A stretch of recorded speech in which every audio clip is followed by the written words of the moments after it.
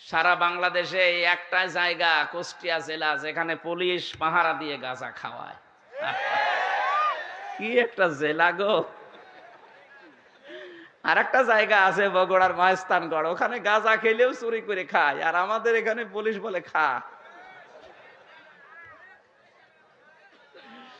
এটার জন্য বিভিন্ন জেলায় জবাব দেওয়া লাগে। কুষ্টিয়া থেকে রংপুরে এসেছো ওয়াজ করার জন্য, আর তোমার জেলায় কি বলবো।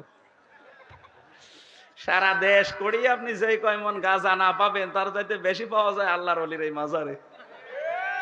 না, এটা ঠিক না। আমার মনে হয় যে মাজার ভাঙা চলছিল, এটা যে কেন ভাঙলো না, এই শিরিকের আঁকড়াটা ওই সময় তুলে দেওয়ার দরকার ছিল। এটা নিয়ে অনেকেই ব্যবসা করে খাচ্ছে, আমি জানি এ কথা বললে তাদের গায়ে লাগবে। কে কথা বলে না কেন?